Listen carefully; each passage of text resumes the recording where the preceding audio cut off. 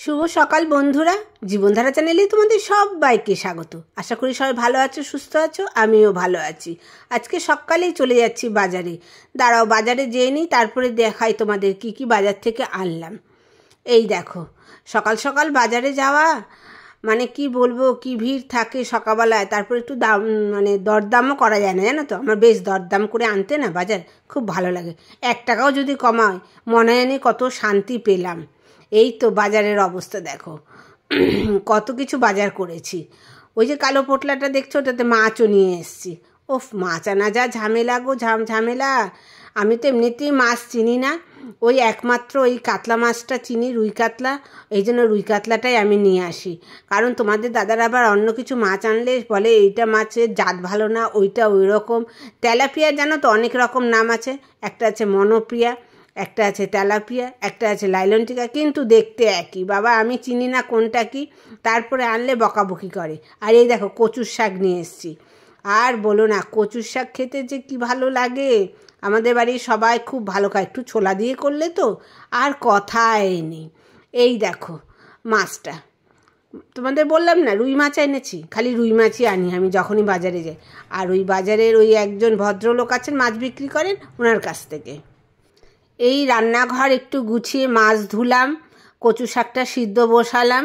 সিদ্ধ বসিয়ে এসে বসে একটু এই গ্লুকন্ডির জল খাচ্ছি। এত গরম পড়েছে, এত গরম পড়েছে। আজকে কিন্তু শনিবার, জানো তো।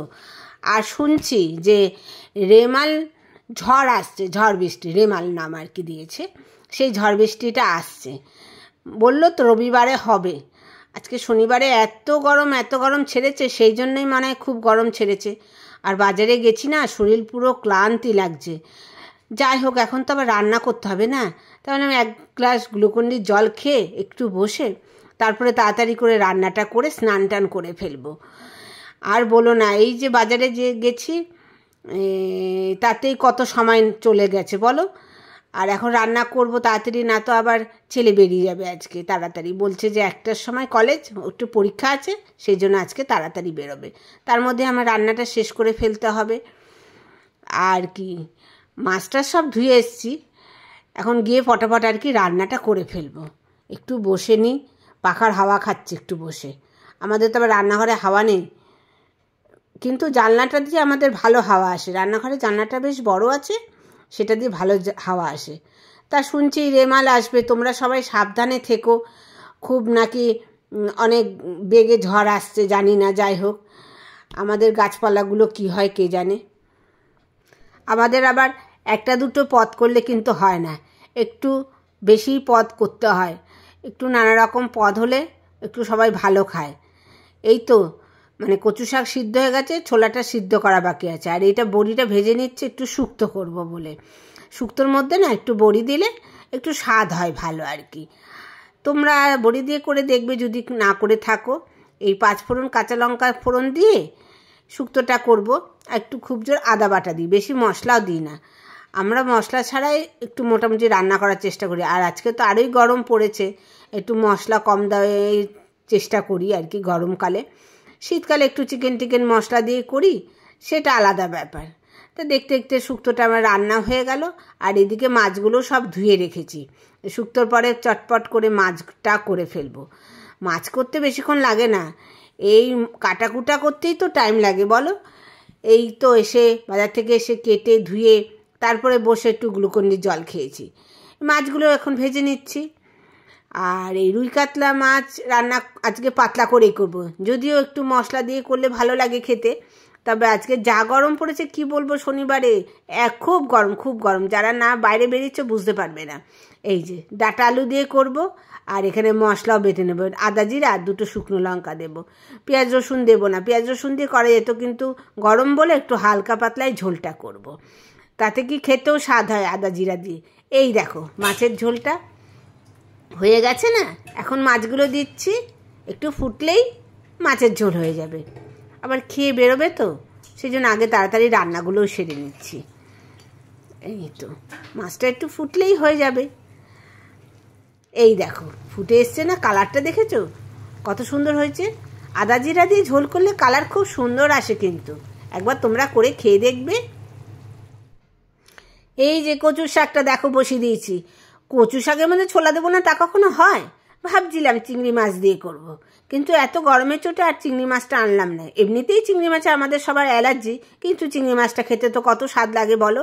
আর বাচ্চারা চিংড়ি মাছ পেলে কথাই নেই। আমাদের যে ছোট কটকটিটা আছে, ও যে কোনো রান্নাতে যদি চিংড়ি মাছ দেওয়া হয় তাহলেই খাবে, না তো খায় না। এমনিতে কোনো মাছ খায় না, ওর খাওয়ার দিকে অতই নেই। এই কচুর শাকটা মানে রান্না করতে টানাতেই টাইমটা বেশি লাগে, বুঝলে? কচুর শাকের রান্না এমনিতে রান্না হয়ে যায় তাতে, কিন্তু একটু টানিয়ে জলটা টানাতে টাইম লাগে কচু শাক, সেই জন্য লাস্টে কচু শাকটা করলাম। এখন আবার রান্না বান্না আমার কমপ্লিট, এখন চলে যাব স্নান টান করতে। কচু শাকটা দু জায়গায় ভাগ করে রাখছি, কারণ একটা দুপুরবেলায় খাবো, আর এটা যদি রাত্রে দরকার পড়ে তাহলে খাবো, না তো আবার রাত্রে তো কিছু ভেজে নিই, সেটা তোমাদের আর দেখানো হয় না।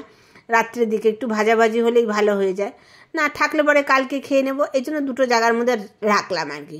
এখন স্নান টান করে আবার দুপুরে খাবার দাবার দিয়ে দেবো।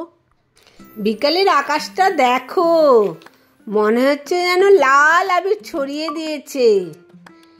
কে যেন আবির ছড়িয়ে দিল ভোরের আকাশে,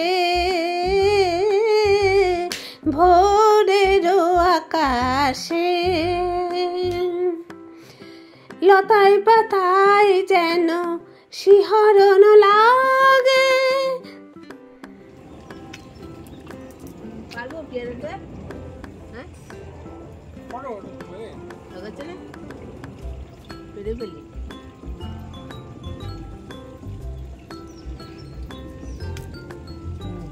কত বড় পেয়ারাটা হয়েছে, মানে গাছের পেয়ারা,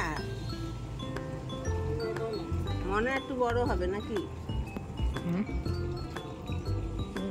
এটা কি সবেদা পেরেছি,